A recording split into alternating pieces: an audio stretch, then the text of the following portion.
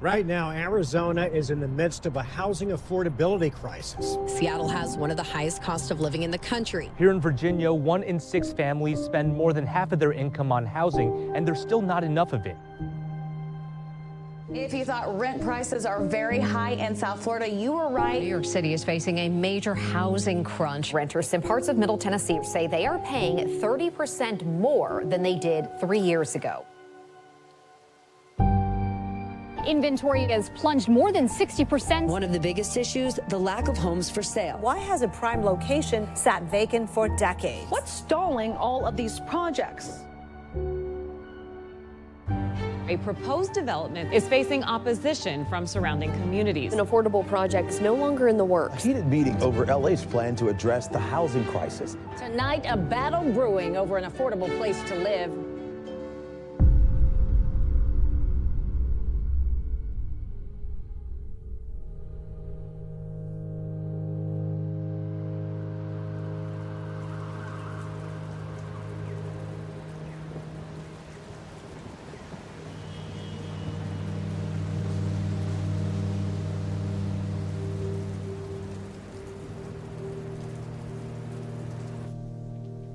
Wake up, Bob. Wake up. Wake up. Thank you.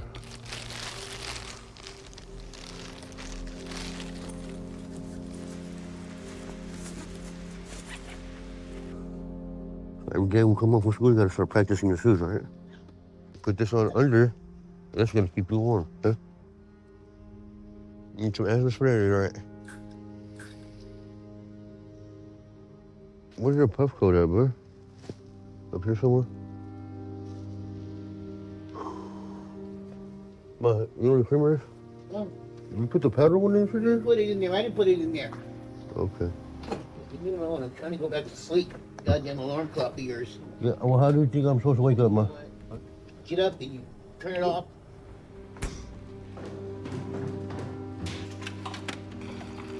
Being homeless, won't know where to go. It's difficult because you don't have a kitchen to walk into and make a peanut butter and jelly sandwich. Something just as simple as that. Everything's complex. You're not just having to work for yourself, you have a child to worry about too.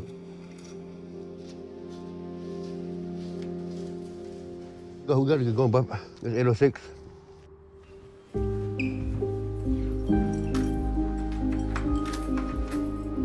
(2018), that was when my homelessness began right there. The mother of my children, we're together for 20 years, and then one morning she woke up and was like, oh, I don't want to be with you no more. She had the Section 8 voucher in her name. I didn't have nothing. No, I didn't cry about it. I held my head up high, grabbed my son and hugged him and let him know that I loved him. If we were gonna get to this together. We slept on a mat on the floor of a gym, which is pretty rough. But I can't give up because I gotta fight for my son. Ain't nobody else gonna do it for him. You got your waterproof pants on today? Yeah. All right. And your waterproof jacket, you are ready, my friend. Have a good day, all right? If I ever jump in a puddle, Go to class. That's you after school. You jump in a Go to puddle, class. you're good. Love you, Papa. When you don't have the stability of a place to go at the end of the day, it feels broken. You know what I mean? It just feels broken. But my ultimate goal is to get permanent housing because being at the shelter, they still have a deadline for you to be out by.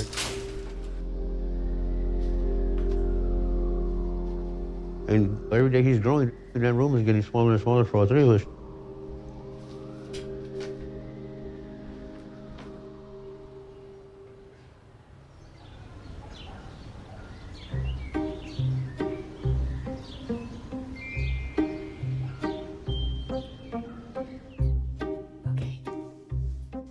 My name is Flo Kimmerling. I've lived in San Francisco since 1975. We moved right here in this house in the Sunset. We rented it, and after a year it came up for sale, and we bought it. I think I'm fairly liberal. I'm a Democrat. I have a strong sense of community.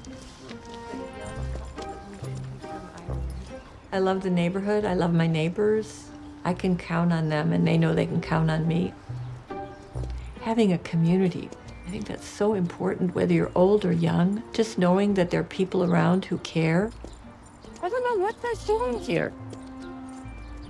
You think they're going to put a tree? Looks really rich. That would be fantastic. Out here in the sunset, it's very convenient. You can walk to many things. There's good public transportation. But it's very hard to afford a house here. It's very hard to afford a house in the East Bay. It's very hard to afford a house in this entire Bay Area.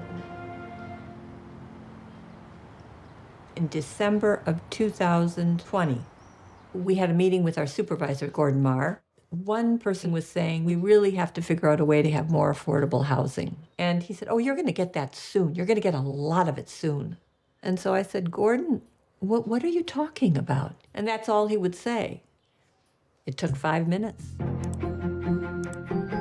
TNDC presenting affordable housing, 100 units at 2550 Irving across the street. We had never been told about it. Nothing. The state is putting a lot of pressure on San Francisco, making sure that the city follows through on its promises to build dense family housing in what they call well-resourced neighborhoods. The whole west side of the city has seen basically no development for decades. That has to be the place to build. That is where all of the big fights are going to be. They want me to speak. They want me to speak, right? You want me to speak? Okay. I might be a little mad, so bear with me. Gordon, you gave the Sunset residents this big, grotesque, giant building and said, live with it. Do you think that was fair, leaving us out? Neighbors found out about the project. They started organizing, they raised money, they hired lawyers, and got everybody riled up.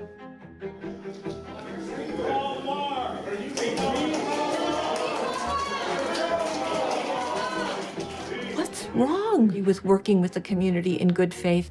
But that's the attitude here in this city. It's just we're going to stonewall our way through because these people don't count. The community doesn't count. The neighborhood doesn't count. They're all just NIMBYs. They're all just selfish. They're all just people who are hysterical. This is David versus Goliath.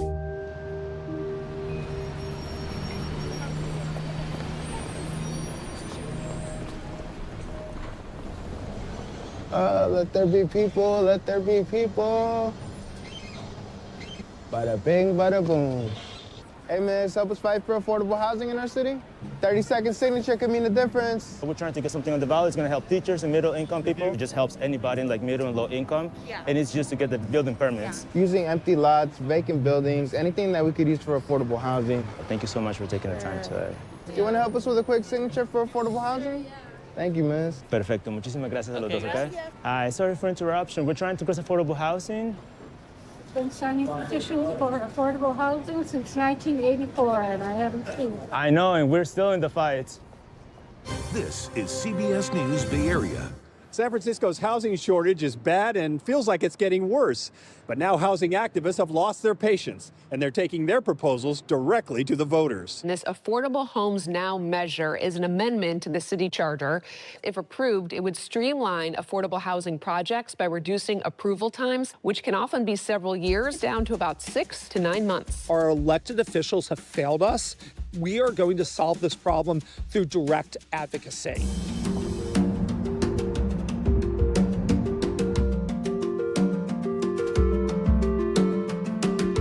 I remember when I first moved to San Francisco in 1997 and I went to go look at my first apartment. There was a line of 25 people looking at the exact same apartment. And I was just like, holy shit. We have produced such little housing over the last 50 years, and that's just caused prices to skyrocket. You know, we have plenty of places to build, but neighborhood groups and local politicians delay or completely block housing from getting built. The state has stepped in. They've passed a piece of legislation called SB 35, which does have loopholes.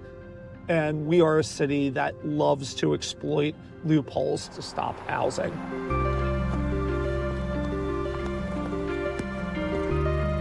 Hey, I want to welcome everyone. We are turning in the petitions for Affordable Homes Now. It's only taken a little over 3 years, but we did finally get it together. This measure will take a 6 to 9 year process and shorten it to a 6 to 9 month process. With Prop D, if you are proposing a multifamily housing development that is within the planning code, it's allowed to be built here, it's approved. There will not be endless neighborhood meetings, endless planning commission hearings. Follows all the rules, it's allowed to be built. When you remove the uncertainty and you shrink the time frame, you are instantly making it less expensive to build housing. Do you want that, Paige? If we make it less expensive, we know that developers will build more and more of it. It will absolutely help address our undersupply of housing. Nice to meet you. Thanks for coming. Yeah. This has the potential to be a watershed moment for the next 50 years of San Francisco. All right, let's line up for a picture. All right, good work, everyone.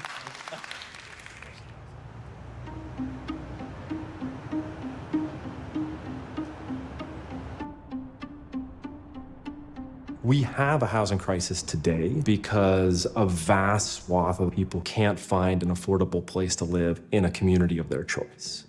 And not just by a small measure, but by a very large measure. It's a journey that's been decades in the making. In the couple decades after World War II, there was a gigantic housing boom in the United States.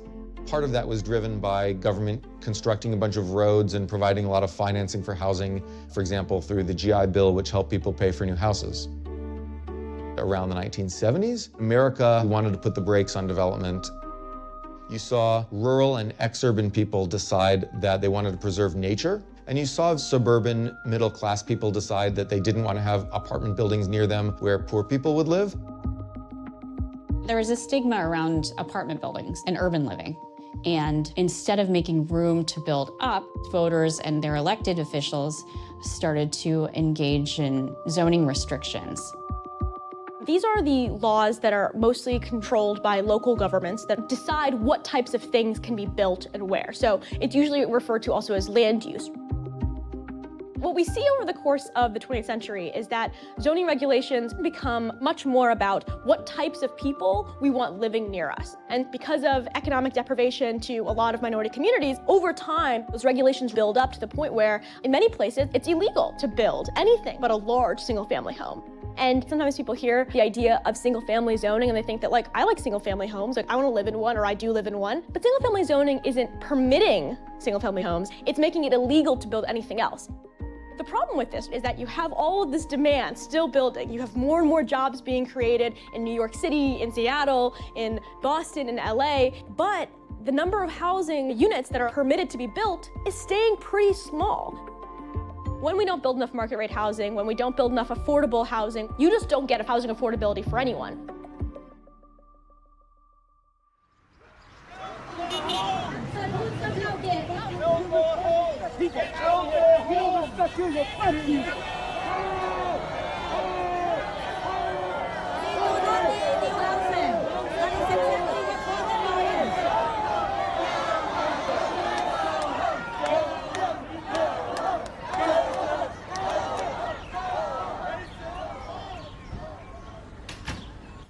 Let's start with Robert, please. When I saw the rendering of this building, I was horrified. And this is a massive wall that goes from 26th to 27th Avenue, leaving our backyard in shadow. I'm for the project, but in a much smaller scale. It is way too big for our neighborhood. I've seen what can happen when you have buildings that are out of scale with the rest of the neighborhood, and it dominates. The shadows can be a problem, and even things like transit. We're told by the MTA there's no more capacity. They can't add more trains to the Judah. They can't add more buses. They can't add more stuff. Where are the people going to go? The total lack of parking is high on my list. You can't park in this neighborhood, and they don't want to allow any parking.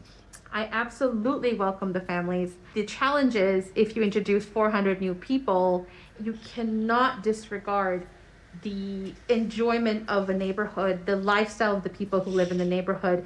You have to make commensurate investments in the community to make this project successful. From the very beginning, we've said we oppose as proposed.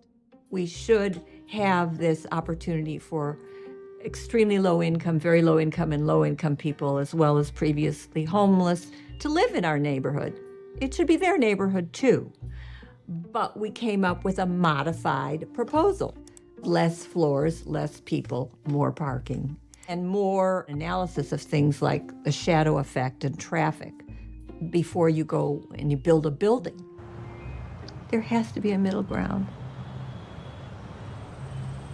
Yes, we welcome anyone to stand shoulder to shoulder with us in the most important fight for our lives. 2.5 million houses need to be built in California.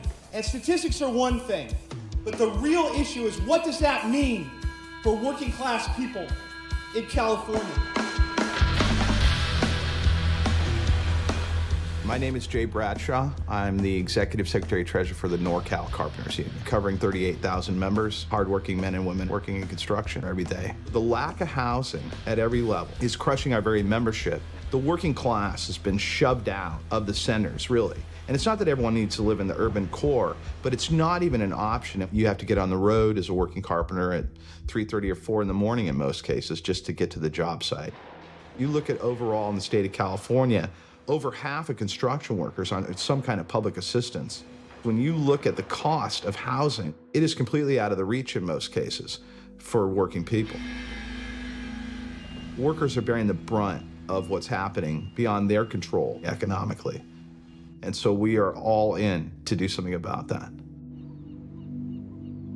Tonight, we are holding something that we are calling the Hoodies and Hard Hats fundraiser to get tech CEOs and the Northern California Carpenters Union to talk about how we can work together to win.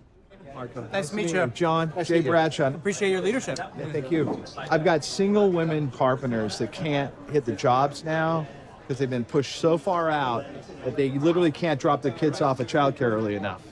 And no one's talking about it, right? Everybody I talk to has, like, in every layer of society, Yeah. everybody's just getting, Yeah. like, core issues seems to be like housing. It drives everything, man, and it's crazy. But anyway, man, just thank you from us. Thank you. This is great. Appreciate what you're doing. No, of course, man. Of course. No, I really appreciate being here. Let me start there. There should naturally be coalitions like this forming. Like, hey, we recognize that we're going to be allies on 85 to 90% of things. There's no purity test. That's right. The real thing is, I drove from Oakland running late to get to this great event tonight. I don't know how many thousand folks that are unhoused I drove by. And the fact is, we can't become callous to that. Every working person in my organization is a paycheck away from that. And, you know, they can play games at City Hall, but that's the real truth. This is a righteous fight. This is a fight for this city, but it's a fight for communities far beyond the city, no doubt.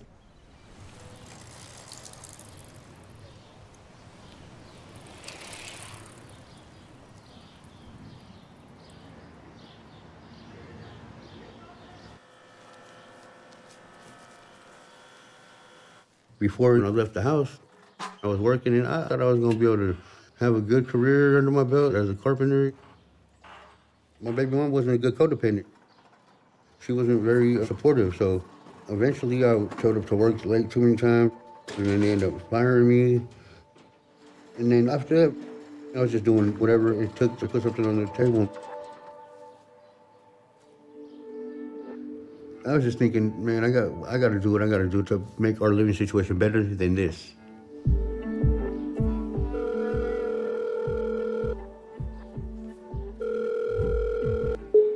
You have reached the mayor's office of housing and development. Record your message at the tone. When you are finished, hang up or press pound for more options. I just want to work and support my family. When you're homeless, work is almost impossible as a single parent. But I want to see my child do well. I want to see him grow up to be better than me. It's up to you to make the change. Pick up the phone and call these numbers and figure out these different resources. Because if you don't do it, you're going to be stuck for who knows how long. If you are in immediate need of shelter, please hang up and dial 311. Some people would just rather move away than continue to struggle living here. I think I Overall, the city's been there more for me than anything or anybody, you know what I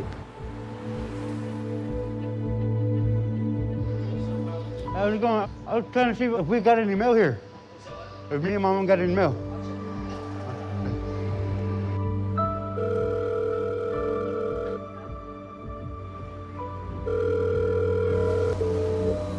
Hello, you have reached the Housing Authority of the City and County of San Francisco. This call may be recorded for quality assurance. Everybody goes through ups and downs. Some people's ups and downs are more intense than others. Your call is being transferred. Please hold.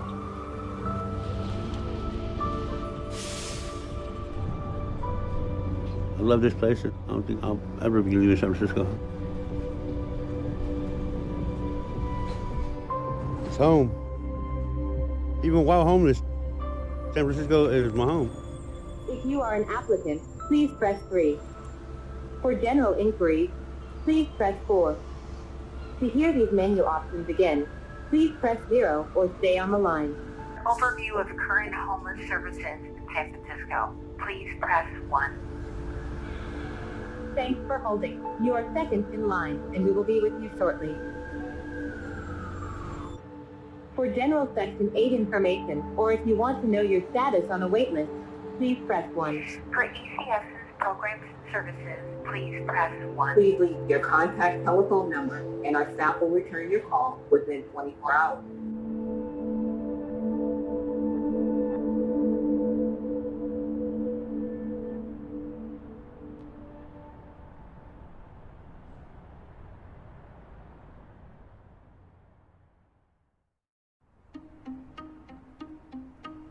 People often confuse who the real forces are behind the housing crisis. The power is not being wielded by, 20-somethings that want to get an apartment for $1,500. The power is wielded by homeowners who have made building in their areas not even a question at the lips of local officials. Partially because so few people vote in these elections that angering just 10, 20, 100, 200, a few thousand people could mean the end of your political career. We need to stop them from upzoning and building everywhere, because we need our elected officials to say no to the developers. See if you hear anyone tonight say, gosh, I can't wait for 12-story buildings across the street from my house. Not in my backyard. That's the response tonight. How many people are opposed to this project? Most of the wealth of the middle class in the United States is in their own houses. People's houses serve as their nest egg. So there is a fundamental paradox here. We want housing to be affordable to young people, but we want middle-class old people to be rich. My property represents 75% of my net worth. This will decrease the value of $250,000 to $400,000 homes. Is there any kind of a proposal to redeem us if our property value goes down? No! This is bullshit! Opposing change to more housing does not mean your community stays the same. It means your community gets more expensive.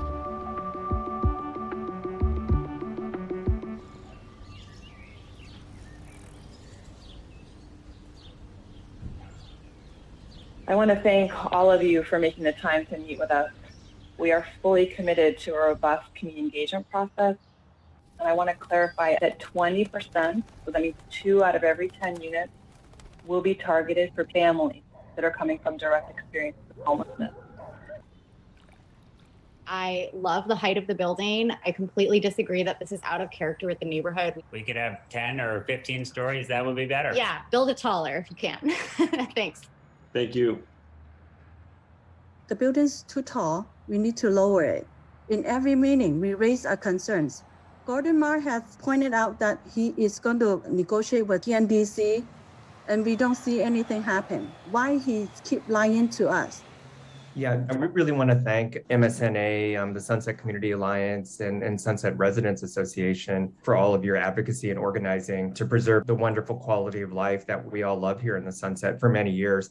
2550 Irving is using SB 35, Senator Weiner's state bill that allows for a streamlined process and removes a lot of opportunities for local input or appeals. But we are asking you to stand with us so that it's a livable situation. You know, they don't even respond to me anymore when I email. They have shut us out. They are totally radio silent. We need you to stand up for us, please. Gordon Marr's in a tough situation because he said that he's pro-housing, ran on supporting affordable housing in District 4, yet he has all these constituents who don't want it as well. And so he's trying to broker a compromise and nobody's happy. Proposition D is the measure backed by Mayor London Breed. She says it would cut the time to build affordable housing developments from 6 years to 6 months. But supporters of a competing initiative, Proposition E, say theirs is what's needed to address the bureaucratic process that's standing in the way of more affordable housing. So now we have Prop E on the ballot. To the average voter, the two propositions seem almost identical. They would both streamline the housing approval process. But if you read the fine print, Prop E includes some things that make it more difficult and expensive to build housing.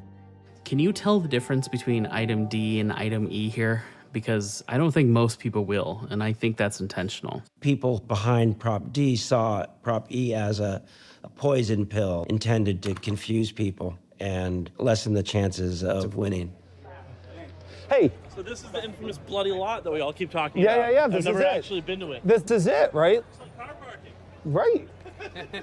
So do we think we should have, cars or, apartment buildings here? What do you think? 490 units? Nice to see you. Mr. Creedon, how are you? Trying to get the mayor here. Hey, Joel, thanks so much for coming today. Where's the Chronicle? I heard some talk of competing measures. Yeah, it's being heard at the board. We're hoping that maybe there's a way to not have 6 votes, but quite frankly, I kind of look forward to that public debate. Charter amendment we're here to talk about today, it is a contrast between another competing charter amendment. One is pro-housing and one is anti-housing. One is about leadership and one is about gamesmanship. It's about stopping housing. It's about frustrating and stymieing progress rather than shaping it. Here lies the problem. Right behind us, politics at its absolute worst. Over 400 units, including affordable units, that could have happened at this location. Affordable Homes Now is fair. It stops the politics. It stops the drama at the Board of Supervisors. It stops the dysfunction. Let's get housing built now. Thank you very much. People come to San Francisco and they are surprised that there are not a lot of Black restaurants or a thriving African-American community. When you talk about the history of this city as being a place that is innovative and creative, it's changed considerably because we've not produced enough housing. This is a deep crisis for California. We're short literally millions of homes. We're almost bottom of the barrel among the 50 states in terms of comparing the number of homes versus the number of people. California used to do it the old-fashioned way. As our population grew, we would just build more homes. In the 50s and 60s, we were building 300,000 plus homes per year for a state of 15 million people. And then fast forward, a state of 40 million people, we're building like 80,000 homes per year. And now we're paying the price because some of the very people that we want in our city, working class people, LGBTQ people, immigrants, young people who are creative, a lot of them are getting pushed out because we have tried to freeze our city in amber.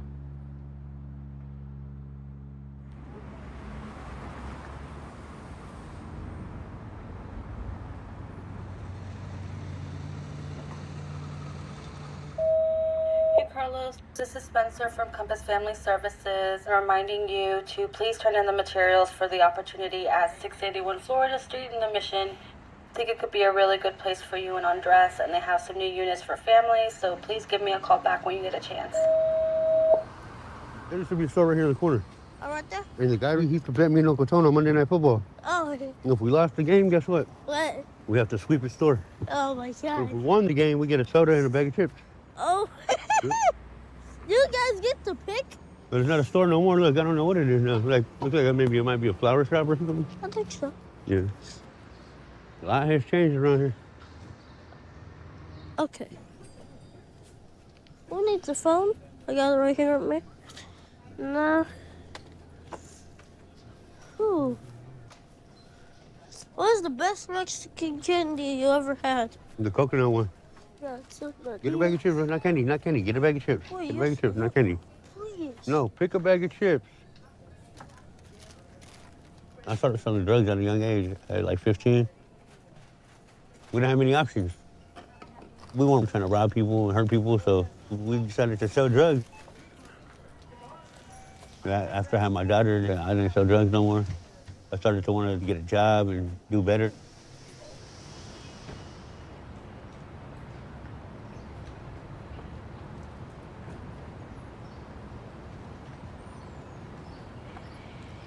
Times change, people change. Makes me want to thrive, makes me want to do better. I knew kids in all these houses. I played in all these houses before. Your Nana Corman and your grandpa, my dad, Yeah. they used to live in this house over here. Right here? Yep, this one right here. But this big tree wasn't here before. 833, yep. 833. Yep. My dad used to own this house. My dad and his brother, Uncle Henry. Uncle Henry. Yep. And we used to talk to everybody from the attic. We used to have the window open. We used to be talking to everybody from right here. Like our friends would come. And we'd be talking to them. And your Uncle Tony would be throwing the ball like this. He would throw the tennis ball. From the window to his friends out here, and his friends would catch it and throw it back up to him. He didn't probably break the window. The backyard is big. The backyard is big. Real big. Turn Nice back too. into a Nice jungle. couple fruit trees back there. Got a plum tree, a lemon tree. Yeah, a lot of memories here. A lot of good, a lot of bad memories too. Yeah. That'd be nice to have our own house like this, huh? Yeah. That's why Dad got so work hard at it.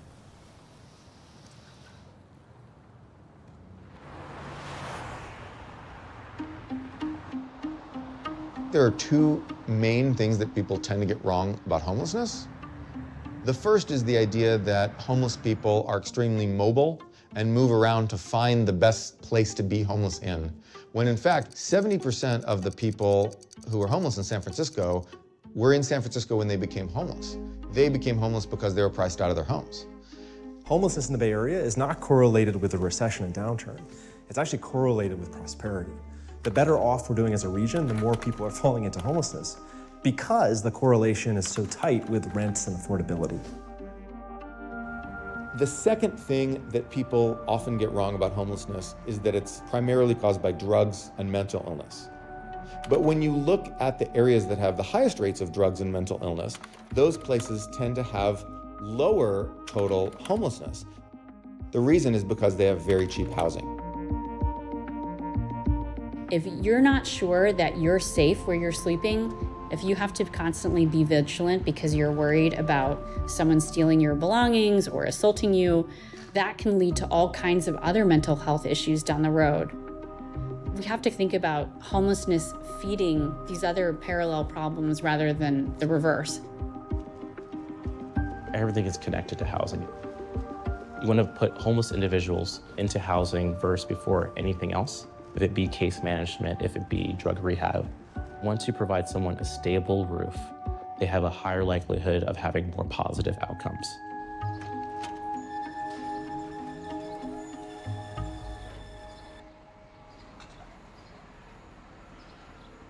We moved in about 1.5 years ago, and it was disclosed by the seller. I think the way he put it is there is talk of something going on across the street. And we'd been looking at housing throughout the Bay Area, and on more than one occasion, it was places that would be in proximity to low-income housing. That itself was not a concern to me. So I knew about that. I had no idea about the PCE in the ground. Nobody knew. To sell any land on a commercial strip in this city, you have to, number one, check the soil to see can it bear the weight of the building you propose. And number two, you have to check for toxicity. And they were very surprised to find that the land is highly toxic with something called tetrachloroethylene, or PCE, which is a neurotoxin and a carcinogen. it starts to sound like, oh, the association's just going to find new things to throw at us to say why we can't build the building. But we literally had no idea. It helps that we have some professionals in the neighborhood. We were able to get some expert advice on what it meant. This isn't fabricated data. It is really there.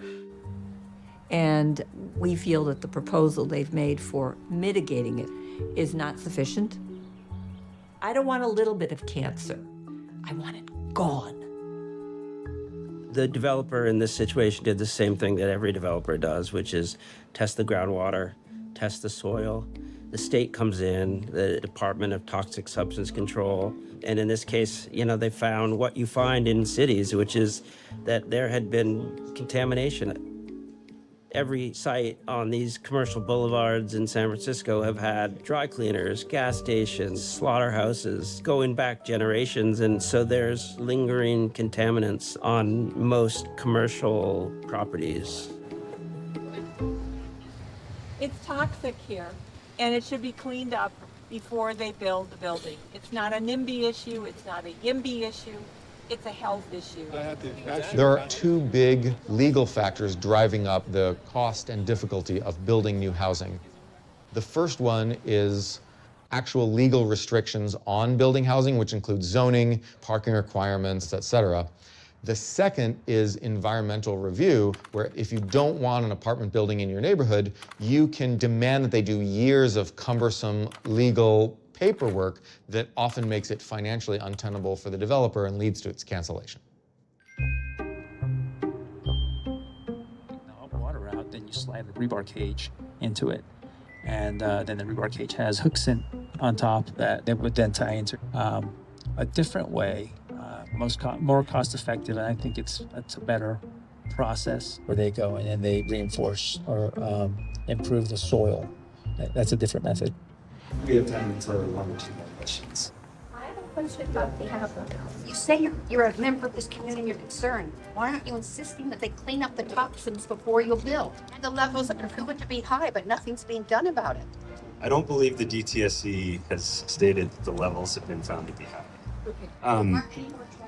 So it's not. We've gone through an extensive process with the Department of Toxic Substances Control. For the future residents, but do nothing for the current residents. That's what you're saying. You're trying to double talk. I'm not trying to double talk. Are you willing to protect us immediate neighbors who some already have consequences which they're not sure are attributed to the toxins? This opens a pathway that was not in the original agreement for PCE to enter the foundation of the building. Are you going to get more funding, or are we going to have a half-built project? I don't know why we talk about hypotheticals. What do you envision that might help increase the availability of parking? Why did you guys change to all concrete? Isn't that bad for the environment? Are those tied together with rebar? Because if they're tied together with rebar, then okay. So and no one has come to test. So you're willing to go ahead and put a plastic sheet? Where do you see that? That SVE would not be in the best interest of us? I want you to tell us exactly where we can find that written. Yes, please. Thank you all. I felt like we were prepared. I just feel like to them, we don't count. And I think actually that got through to them. The building counts, their plans count. We, the neighbors, don't count. But haven't given up the fight. We're going to be a thorn in their side. We're going to bring up things that we feel are relevant. And there's still a lawsuit.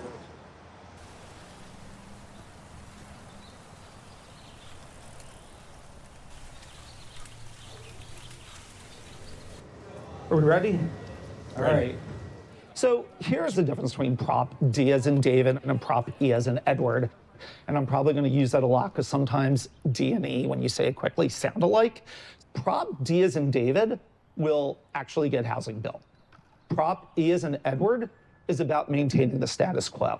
100% affordable housing projects under Prop D are streamlined. If they're following all of the city's rules, it gets approved in 6 to 9 months. Once the Board of Supervisors starts getting to vote, that opens up neighbors to be able to do nuisance environmental lawsuits, like what happened to 469 Stevenson Street. The reality is that it takes too long to build housing, and housing is too damn expensive. And I think on those points, we probably agree. How we approach streamlining is really where we have a point of disagreement. Affordability is a key component to Proposition E. Not just affordability in terms of, construction costs, but critically, affordability for the people who will occupy that housing. You can't find that in Proposition D like dog. You'll find it in E like Edward. We need to incentivize actual construction to build more housing in the city. Thank you. Now, I might get my capitalist credentials revoked after this, but you can't rely solely on the real estate investment market. Frankly, Prop D starts to change entirely the definition of what's affordable. Prop E's campaign seems to have a casual relationship with the truth and seems to put things out there that are just factually not accurate. 30% of zero is what, Rudy? Zero. Right. Oh, I took his punchline. The numbers do not work, and the Board of Supervisors knows it. And so do you, which is disappointing. I'm just not that cynical, Todd. Oh, I actually finish? believe. Can I Yeah, finish? sure. Sorry. Thank you. Everyone wants the most affordability that is economically feasible. I don't think we can rely solely on market rate developers to build us out of this. Prop D will actually streamline 100% affordable housing. Proposition E has brought together a huge coalition. That's why ultimately it will prevail, and we'll be better off for it. All right, thank you very much for coming out. Okay. Thank you, JK, Todd, and Rudy. So when you say the trickle down isn't true, you're talking about him, that he's not going to get to live in San Francisco and he's going to get kicked out, just like my father, who's 77, still working in San Francisco for over 40 years. This whole Prop E is complete theater unless you build market rate housing. Otherwise, the people who have their rent control, or people who we need to get rid of rent control. That's really the whole problem. But Get rid of rent control completely and give everybody who needs a voucher. Yeah. 38 years. I was trying to listen. The city should give you a voucher. I appreciate it. I care about staying in my home. Somebody Todd. But you know that, do you? But I know. Help me. Slip away. Often people look around their cities and say like, oh, I feel like I see a lot of construction. I feel like I see big luxury condo buildings or apartment buildings going up. And that's true. When you have the regulatory environment that we have now, it becomes extremely difficult to build anything but these highly expensive properties. And so a project which, without these kinds of barriers, would have been affordable to a middle-income family, now is unaffordable to basically anyone who doesn't make a much higher salary. We are creating a sorting mechanism where people who have economic wherewithal can live in certain communities, and those who don't have to leave the region. They have to find other housing options. And it creates a vicious cycle of migration where certain people keep on bidding up the rents and the home prices and pushing other people out. And that breaks along racial lines, and teachers and nurses and other core essential service workers being forced into these brutally long commutes.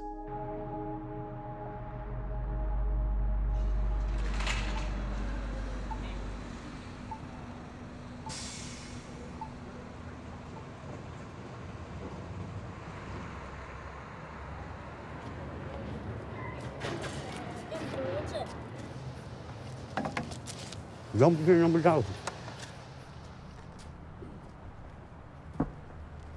Your legs must start hurting. Mine get so bad so easily. Oh my God.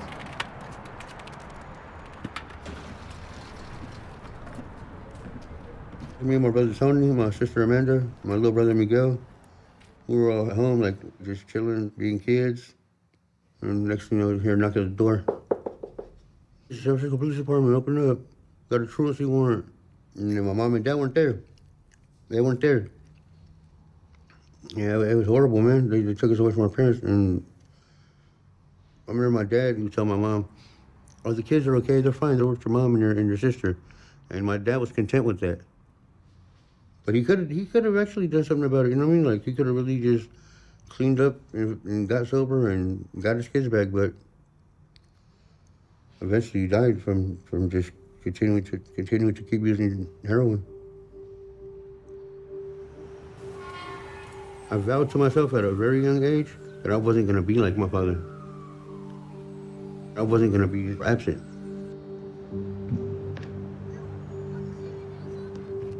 It's been an odd situation for Andres. Oh, I for sure am dizzy. He didn't ask for none of this. Oh God, I can't see anything. His His mom doesn't call him. She goes months at a time without even talking to him. It's been a long time since I did this. It's had an impact on his behavior. Oh, it's wet. Oh, shit. Wet. Andres, come take the shoe. At the beginning of the school year, he wouldn't stay in the classroom. He was acting out. Every day I come pick him up from school, there was an issue. Keep your eye on the wall. The school, they just told me that my son was missing. I'm trying.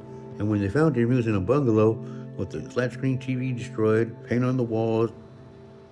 Put 1 foot here, 1 foot on the line like that, facing that way. But I think having the stability of an apartment is gonna help him academically the most. There's no worries about having to check out in a week or what day do we have to leave, Dad? Because even being a measure, they still have a deadline for you to be out by. We're still on the waiting list and expect a call back. That's a home run right there, baby. My son deserves the right to be a kid, and I will never be quiet when it comes to my children because I didn't have that as a kid. I didn't have my parents fighting for me. He's my light at the end of the tunnel. He's the one that I do it for the most. Oh!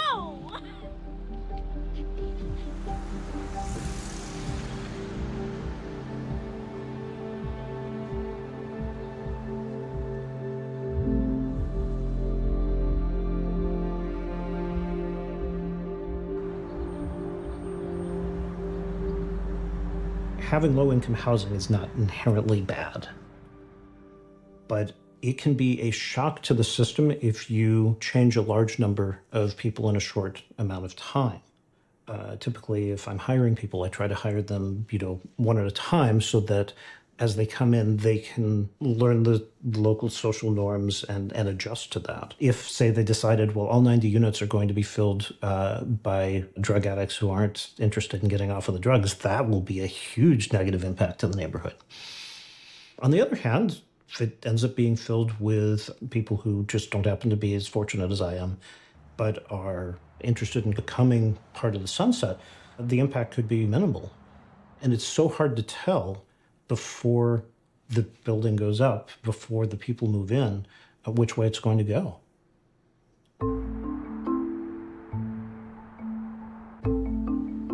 Is it my understanding that there's a cutoff time in which funding has to take place? What are our plans to either delay it or to kill the project? We are working with our attorney to delay any way we can. But the thrust is to focus on the compromised design. That's where we are right now, and that's what we're pushing hard for. 2 tracks, toxins and the compromised design. Delay, delay, delay. Housing delayed is housing denied. That kind of rhetoric sort of has some truth to it. Flo Kimmerling is a professor of language at San Francisco State University. She's a great communicator. I think that her heart's in the right place. And that's true of a lot of the people that are delaying housing in San Francisco. Do you like a poster to put up in your house? Poster? Goes to 79442. Welcome. I'm thrilled to see you here. I'm the president of the Rich Sunset Neighborhood Association. The problem today that we're going to be exploring is tetrachloroethylene, PCE. So that's the goal of tonight, for us to really learn from the experts. PCE is linked to various forms of cancer and also to neurological diseases, such as Parkinson's. It will be banned in California for dry cleaners to use by the end of this year. What you may not know, though, is that the same toxic gas that's in the soil has also been found in the air inside of 6 homes that are the closest to the former police credit union building. So it's clear that at least some families in the neighborhood unknowingly have been breathing this dangerous contamination for decades. We have to leave our window open in the very cold days to keep the house ventilated. DTSC keeps saying that they need to test again and again, but nothing gets done to clean up the toxins. This suggested that if the level gets 2.5 times higher, Only then will they take any action inside my home. I have 2 children, one 20-year-old, one 18-year-old. I brought them into this world, living in this house their entire life. Imagine how I feel as a mother when I found out the guilt that I had towards my own children. I'm not asking for much. I just want the toxic vapor taken out of my home so I can live with my family without getting poisoned by cancer-causing chemicals. Thank you. I want the housing to be built, and I especially want it to be done safely. And I'm directing this question to you, Supervisor Mark, because you are the one person in this room who matters. Are you going to make sure that this is properly remediated? I mean, I'm the district supervisor, so I'm not, the head of the Cal EPA or the Department of Toxic Substance Control. You do have a position that would, where you could get the media interested in this. I'm wondering if you would be willing to do that. Yes. I will commit to working with MSNA on a media plan to raise the visibility of this problem, and I think that would help put pressure on DTSC and our state elected.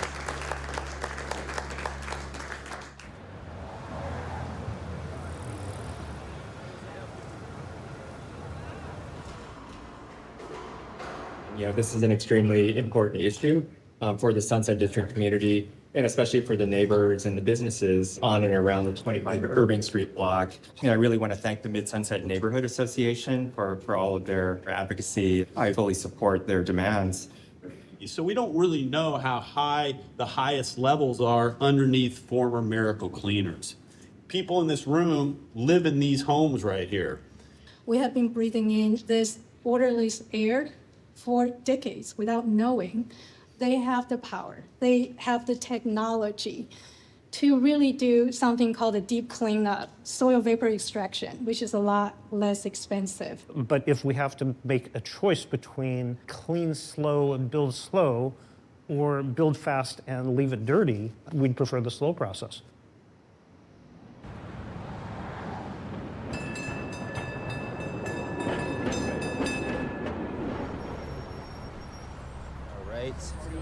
Sacramento and Laguna. So I gotta go this street? No, I think it's that way. It's the other side of the park. Washington that way. Remind me your name? Gerardo. Good to see you. Thank you for coming out. I'm so glad to see all of you out here on a Saturday morning. There, of course, are so many other things that you could do, but you're here because you care about the future of this city. We have an opportunity to win. We really do. It's like right there. I can feel it. I can feel the momentum and the energy. We have to make sure that we're working just as hard as those who are working hard on the other measure, which basically will stop housing in San Francisco. So let's get out there. Let's win on D. Let's make San Francisco better for everyone. Voters are weighing in on dueling housing measures. Proposition D is backed by Mayor London Breed. She says it would cut the time to build affordable housing development. If you just look at the names, they sound very, very similar. Hi, my name's Danny. I just wanted to take 1 minute to talk to you about Prop D. Here you go. Thank you. I hope you join me in voting for Prop D and against Prop E this November. Prop D is supported by Habitat for Humanity, Greater San Francisco. All right, can I leave this with you? I'm already aware of Prop D, actually. Are you going to support it? Yeah. Awesome. And we're also asking you to vote no on E. E is egregious. Elitist. Elitist. Elitist. Okay. Elite. Yeah.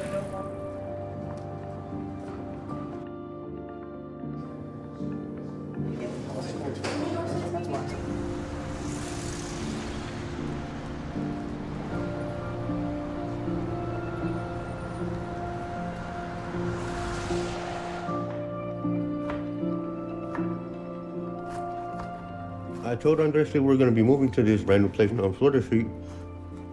Me and my mom went over there, did another intake. I did that the same day, try to get the process done. And then they offered it to us, and they're telling us about the place. They said they would get back to us. After calling so many times, I was surprised. A little bit of time goes by, and I didn't get a call back, so I called them. I'm like, yeah, well, so what happened? You know, we did the application. You guys told us the spot was ours. I'm trying to figure out when can we move in. Oh, Mr. Rojas, you don't qualify for this apartment anymore. How don't I qualify for this apartment? I just did everything y'all told me to do with my paperwork, my documents. Like, what do you mean? Oh, you make too much money. How do I make too much money? I only work 8 days a month. How is it possible that I make too much money? Apparently, this specific building is only for families on welfare. What if we want to not be on welfare? So then I was like, man, I'm ready to get up out this hotel. This fucking hotel room is getting smaller by the day because my son's growing every day because he's a growing, thriving child, you know what I mean? So just like the riffraff, man, the runaround.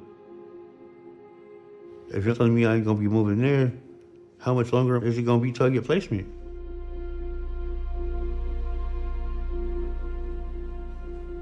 I don't think I have really had a moment where I've told myself that I can't keep doing this. Like, I feel like I'm the only parent there, and my son needs me. Like, sometimes he misses his mom and he has emotional moments, and I feel for him. And so I get emotional with him, you know what I mean? And I try not to cry in front of him, but at the same time, I let him know it's okay to cry. It's not that I'm hurting, but I understand that he's hurting. It's a different pain. It's a different kind of pain. You know what, man? I'm gonna pick this phone up and I'm gonna make this call again. And I'm gonna make this call and see what's gonna happen.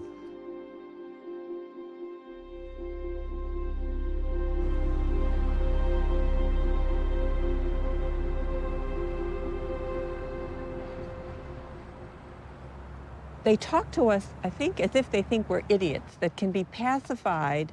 They haven't shown me that they're trustworthy, that they're concerned about the neighbors. They kept this whole project from the neighborhood when by law they were supposed to involve the community in it. The idea is don't get the community involved, just do it, because they're just a peck of trouble. We are at a distinct disadvantage because this is a housing issue for a lot of people. And it's not an environmental issue. And environmental issues are looked at as a fly in the ointment for getting housing built. And luckily, there's an election coming up, and so suddenly, candidates are interested in this. They are under the gun to deliver a quota or else. And the or else is they lose all of their power. I hear what you're saying. I'm not normally very sympathetic to the cause on their side, but this is a tough spot. If I were in their shoes, I don't know what I would do either. Here's what it all boils down to. Director Eric Shaw said, I don't want to negotiate with Flo Kimmerling. I don't want to negotiate with the Mid-Sunset Neighborhood Association, because if I negotiate with them, I'm going to have to work with every other community every time we want to build an affordable housing. So we're not negotiating with her, and we're not negotiating with them, and then we won't have to negotiate with anybody else. So there's the whole point. We don't want to negotiate. We want to tell you what's going to be. So if they squash us, everybody else will say, listen, look, everything they did and they got bloodied.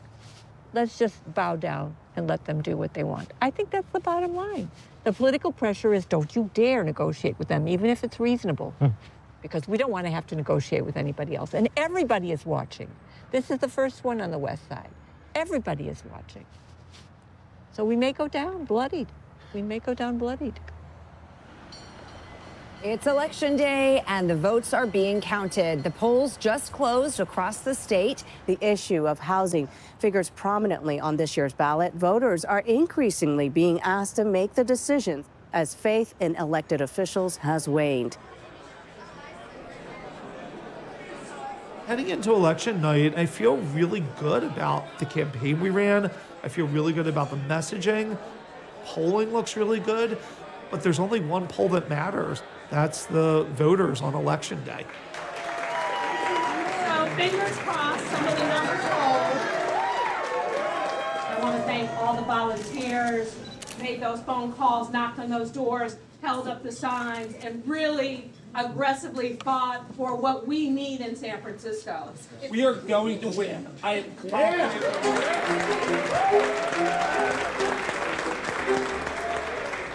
We're getting the first results of several propositions on the ballot. And right now, no leads yes. And this has been a really ferocious battle. We'll see what happens between D and E, but it could play a big role in how much affordable housing gets built in future years. It's super close right now. Prop D, the measure to fast-track affordable housing continues to lose votes. I expect this one will confuse a lot of people. Yes and no separated by less than 3%.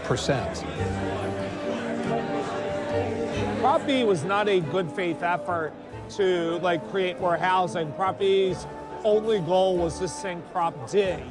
And we'll find out, maybe they were successful.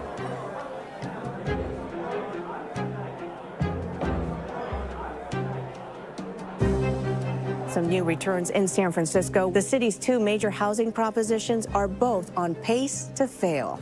Proposition D narrowly losing with just under 51% voting no. Prop E is leaning even further toward failure with nearly 55% saying no. All of this comes as San Francisco is facing a looming state deadline to build tens of thousands of new affordable units in the next decade. Well, we've obviously got a lot to digest as the results keep rolling in.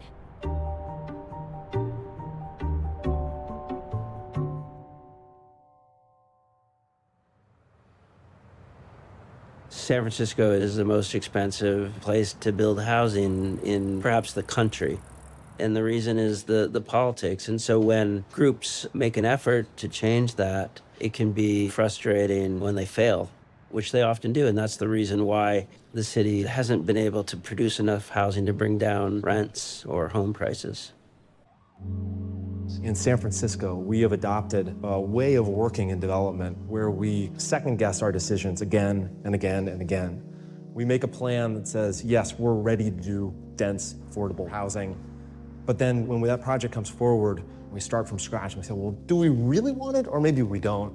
And there can be many years of many hearings and many community meetings, essentially revisiting the same fundamental question. Do we actually want this density? The real root of this problem is that we have made land use decisions solely the responsibility of local governments. Local governments do not have the incentive to care about regional economic growth, about the effect of housing on wages. These things are outside the purview of what a local zoning board can do. The number one solution has to be state-level policies to encourage housing supply. And that includes public housing, and that includes upzoning, and that includes making environmental review less cumbersome. San Francisco is a dystopian preview of what other cities are going to look like if they allow themselves to go down the same path. We need an all-of-the-above approach. Just build more housing. In the case of 2550 Irving Street, it's gone to the San Francisco Superior Court where the neighbors lost in their efforts to block the project. Then it went to the Board of Supervisors for the funding of the project. Again, the opponents lost. And then, finally, this is the last ditch effort to try to block it at the Board of Appeals. And it could be a close vote. What we're asking for will cause some delay because that's the way DTSC works. The problem is Jackson from TNDC keeps getting up and saying any delay will kill the project. That's their mindset, rather than neighbors are trying to make the affordable housing work for everybody. We are now moving on to item number 7. Mid-Sunset Neighborhood Association versus Department of Building Inspection, Planning Department approval, subject property 2550 Irving Street, appealing the issuance to the Tenderloin Neighborhood Development Corporation of a demolition permit. President, Commissioners, and Board staff, thank you for the opportunity to offer testimony as you consider appeal number 22092. We do consider these levels to be low and not an immediate risk. For example, the risk posed by indoor air concentrations at these two homes is about 1% of normal ambient risk of breathing outdoor urban air in California. So basically your testimony indicates that I have a higher risk of getting cancer walking down the streets of San Francisco than directly from this project. Correct. It is much lower than background risk. Does this project present a clear and present danger to those people living in the immediate area around this project? No, sir. I guess you'll have to take 1/3 professional's word against another on this. All the neighborhood is asking for is an investigation that you would typically see at any other comparable site, whether or not it is subject to SB 35. Okay, thank you. You can be seated. We will now hear from the permit holder. Thank you, members of the commission. CJ Higley from Farrell, LeBron, and Martel, representing the permit holder, TNDC. I'm going to turn it over to TNDC's environmental expert, but before I do, I want to just respectfully request that this board take its obligations under SB 35 seriously. If we have any hope of addressing the housing emergency in this city, and not just for this project, but for the many projects that need to come after it, then we really need you to commit to implementing the tools that the state legislature has given the city. Thank you. What's trying to happen here is holding up a housing development by saying our site is the source, but as you can see here, and as we've heard from the DTSC, there's lots of other sources. We want this housing project to move forward. At the same time, do unto others as others will do to you. Golden rule. I want somebody protecting me from poison. All we're asking is one thing. Review forensically to give the neighborhood comfort. Nobody's obstructing. Counselor, I'm really upset with you that you implied that we're obstructionist. I think the issue here is how they're framing this investigation. And one of the things that we haven't heard is at what level will they accept? We have with the approval of the DTSC. We already have the approval of the DTSC, and the DTSC is saying that they believe we've done enough sampling. How do we get to agreement? We don't agree on the cost. It's going to cost a lot more. Getting drill rigs out is very expensive. 30 days for a permit in accordance with city law. DTSC review, 60 to 90 days. And some of those reviews are extended even further. We just want testing. How can you incorporate testing into this very, very special site? I'll repeat my motion, which is to deny the appeal on the basis that the permit was properly issued. Okay, on Vice President Lopez's motion, Commissioner Trevino? No. Commissioner Lemberg? No. Commissioner Epler? Yes. President Swig? Yes. So that motion carries 3-2, and the appeal is denied. We thank you for your patience, everyone.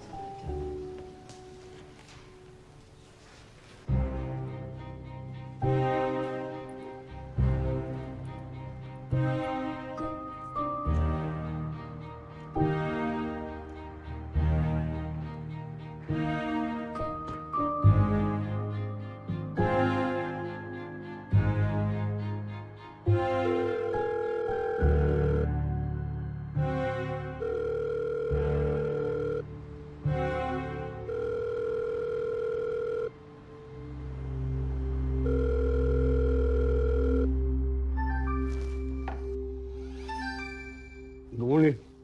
Hi, Carlo. This is Joanna from the Margo. Can you hear me? Yes. Cool. Congrats. It's move-in day. Are you guys almost ready? Yes, we are. Is your stuff already in the lobby? I'm gonna have to go up and pull it down because my mom, she's got disability, so I'm the only one moving everything, so yeah. Okay. Once we have all your stuff in the area where it'll be inspected, you'll sit down with property management to sign the lease. After that, hopefully your stuff has already been inspected, and we'll go ahead and help you move that into your unit. Okay. If you have any questions, feel free to text me or give me a call back, okay? Okay, thank you. I appreciate it. I just can't wait to move in. All right, we're ready. I'll see you soon. Bye, see you soon. Bye. Bye. I'll be moving into a new apartment, the Margo, over on Mission and 9th Street. Just permanent housing. It's like a weight off my shoulders. I think it's more gonna be more kick in when they give me the key. You know, you want to get the key and I get to open the door and take that first look in. You know what I mean? Then that's when it's gonna be like the really feeling it. You know what I mean? Like I can't wait to get the hell out of here. Can't wait to get up at this hotel. You know what I mean? Like it's overdue.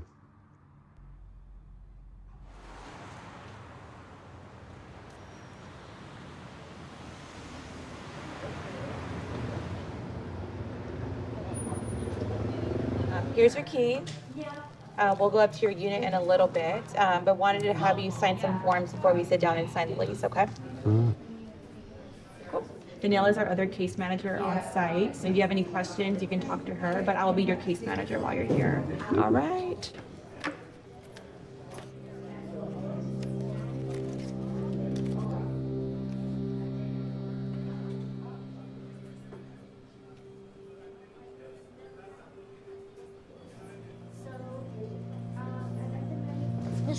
It's just kind of easy to get lost here, dude. Okay. Oh my. Oh, I get a view of the whole entire city. How big are these drawers? That one's very big.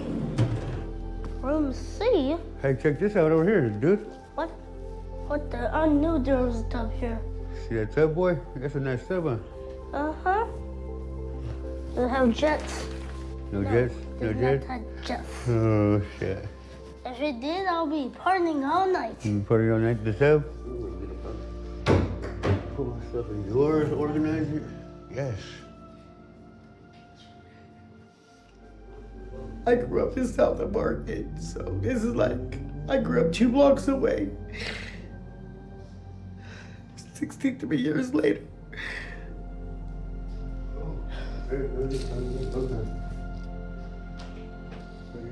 Thank you, Jesus. Thank you. Like, this is gonna be a good place, a permanent place, a happy place. My first job was across the street at that hotel right there. I was like 15. I feel like we'll do good here with the staff here and everything. They just, it just felt good walking in here. Take off my shoes, kick them off. Push it again. Oh. Now look, what the thing can go up and down, and it goes on up and down.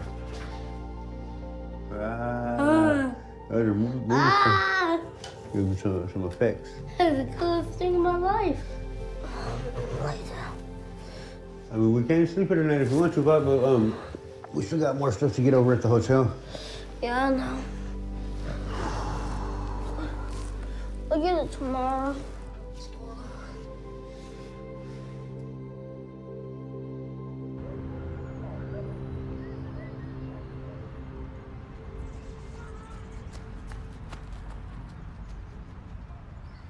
We want a majority, but in the Board of Appeals, when it comes to permits, we need a supermajority. So we lost the appeal, which was disappointing.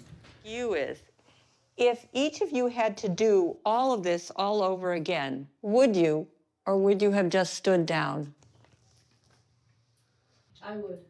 Because what happens here will happen elsewhere in every neighborhood across San Francisco. If you're going to plunk down a behemoth in the middle of a neighborhood that is already densely populated and you are not going to put in the services, then why are you doing this at all? You're just perpetuating your crappy reputation for putting in awful public housing.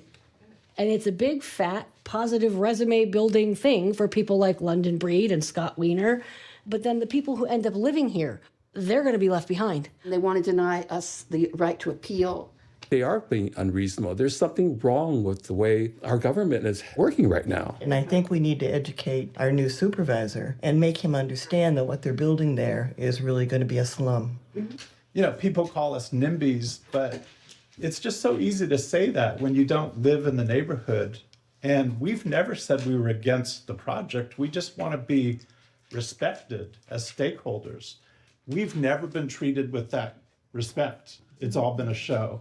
I wish we'd had the foresight, once we realized the game was rigged early on, to say, we'll never win, let's pull the plug now. So you would have pulled the plug before today? Yeah. Before today. Okay, well, I just need to tell you, when I was asked that question, immediately what popped out of my mouth was, in a heartbeat. In a heartbeat, I'd do it again.